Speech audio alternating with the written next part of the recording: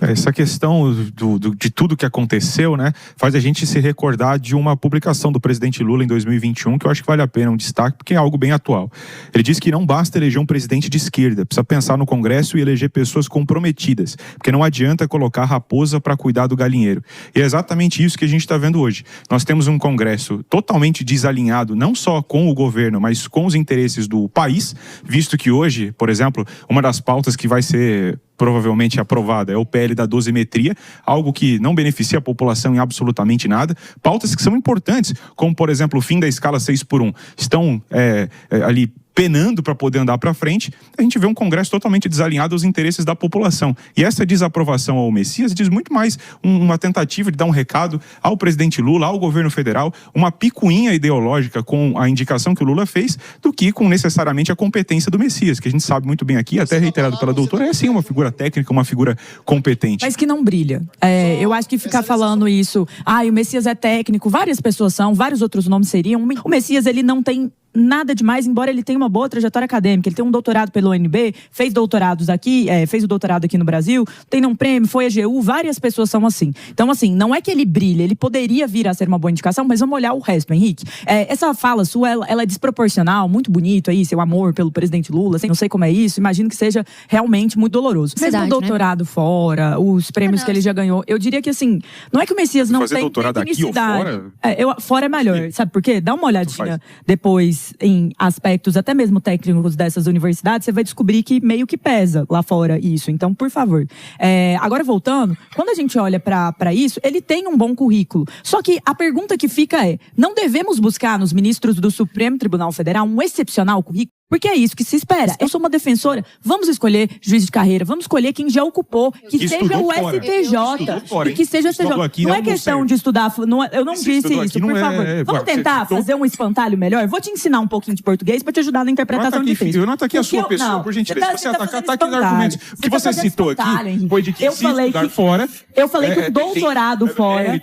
Doutorado fora pode ter, sim, mais pesos em termos acadêmicos do que um doutorado dentro. Se eu pego o doutorado de Gilmar Mendes na Alemanha, é um doutorado, tem lá os níveis dos doutorados, tem as avaliações dos doutorados. Então eu tô colocando isso aqui. Então, por favor, não façam espantalho. Obviamente, ele tem que fazer direito no país, porque vai fazer direito aqui dentro. Se você perguntar pro Henrique, ele não vai, se você falar quem são os ministros que votam, ele não vai concordar. Você acha, Henrique, que tem o... Apesar das indicações, a gente vê que no histórico aí, inclusive os ministros indicados pelo PT nem sempre votam em coisas favorecendo o PT. Mas majoritariamente... O Zanin já votou contrário ao governo. O próprio Dias Toffoli. Agora, o Zanin votou contra o governo? Várias vezes. Depois eu puxo aqui, porque a sua pergunta específica... Isso que eu tenho raiva. Você pode ter raiva do que você quiser. Você estava defendendo agora que as pessoas fizessem isso fora do Zanin. Eu posso puxar as decisões. Não é minha obrigação lembrar exatamente todos os votos que o Zanin fez na vida. Mas é sua obrigação quando você fala várias. A sua pergunta é extremamente capciosa. Pelo amor de Deus. Eu não te interrompi também. Eu não interrompi você. Então respeita a minha fala aqui, que eu não interrompi você no momento da sua fala. Menos. A questão é que o PT tem indicações que já votaram contrárias ao PT. O Dias Toffoli não tem a aprovação de todos os petistas. O Dias Toffoli é uma figura que é criticada internamente do PT. Você falta com a verdade aqui no momento em que você diz que nós temos maioria no Supremo e que o Supremo majoritariamente nos defende. Isso não é real. Aqui, eu não disse a segunda e vocês têm maioria. Eu não interrompi você nas vezes que você falou. Eu sei que você tem um certo gosto em fazer interrupções e em falar. Eu sei disso. Mas agora segura um pouquinho. Segura um pouquinho. É porque ganhou a maior parte das eleições. Se você quer ter a sua maioria, ganhe a maior parte das eleições, espere as aposentadorias e faça as suas indicações. Eu não tenho culpa que o povo escolheu, na sua maior parte, o presidente Lula para governar. Eu não tenho essa culpa. A prerrogativa é do presidente da República. E se a prerrogativa é do presidente da República e o Lula foi a figura que foi eleita desde 2002, não tem a maioria das indicações. Então eu falei a verdade e você acusou aqui. Não, você falta com a verdade no momento em que você disse que nós temos a maioria, significa a gente ter a maioria das decisões favoráveis a nós. Isso não é real. Isso é verdade. Você quer exemplo? Marco temporal, questão do 8 de janeiro. Isso não é uma defesa nossa. Marco temporal é importante para o Brasil. Questão da prisão em segunda 8 de janeiro também é a questão do Brasil. Henrique, você vê, agora aqui, ó, eu sei que você ficou nervoso, eu sei que hoje é um dia que você está sensibilizado, sensibilizado. Você está sensibilizada. Não, você ficou extremamente incomodada quando eu citei que você falou que precisava estudar fora. Você ficou irritada. Agora você fica interrompendo. Eu acho que precisa. E o fato de você interromper, você se diz aí uma figura muito muitas vezes apta conhecer. A questão do debate. No debate, normalmente, quando você faz, principalmente aqueles que você costuma ir, há tempo de fala. Eu acho que você não pode ficar interrompendo outra pessoa como você faz aqui.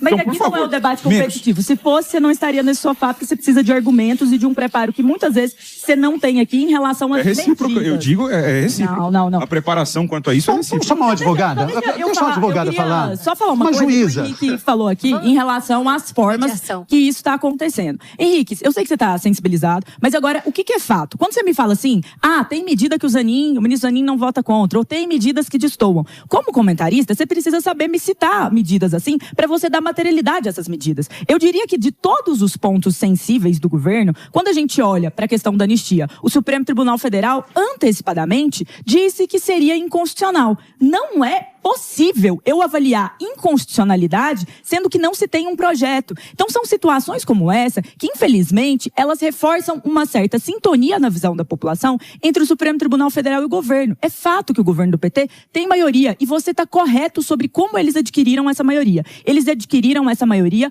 no voto que eles foram eleitos para isso. Por isso, muitos especialistas analisam que o maior ganho em termos democráticos de uma possível derrota do presidente Lula é a alternância de poder em relação às indicações e a franca maioria que já se tem nisso. Por exemplo, caso o governo petista ganhe novamente esta próxima eleição, você sabe o que vai acontecer? Você sabe quantos ministros não vão ser indicados por essa indicação?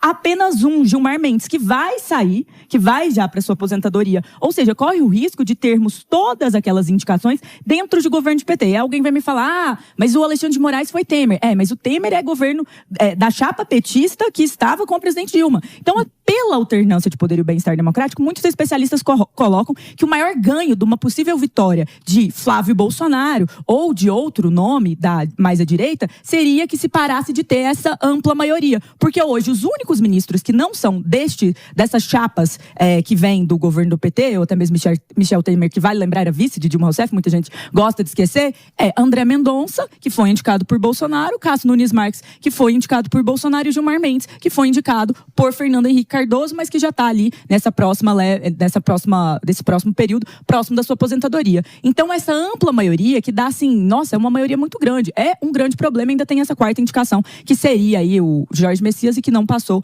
vai ser outro nome, pode ficar para o próximo mandato. Eu não enxergo isso como um grande problema, mas olha, até dividiram a tela ali, eu deixei a Jess concluir, não fiquei interrompendo ela, porque não há essa necessidade. Pode-se deixar ela finalizar a fala dela, para depois que eu possa falar. Vai te lascar, fé da puta. Bom, pessoal, é isso. Chegamos ao fim aqui do nosso recorte. E aqui, meus amigos, a opinião é sua. Deixe aí nos comentários o que você acha de tudo isso. E quero agradecer mais uma vez aqui a sua participação, o seu engajamento, a sua audiência nessa tarde de quinta-feira. Pra gente é gratificante. E mais gratificante ainda, se você puder deixar o seu like e compartilhar para mais e mais pessoas aqui o nosso vídeo, tá bom? Um abraço a todos vocês e até o próximo vídeo.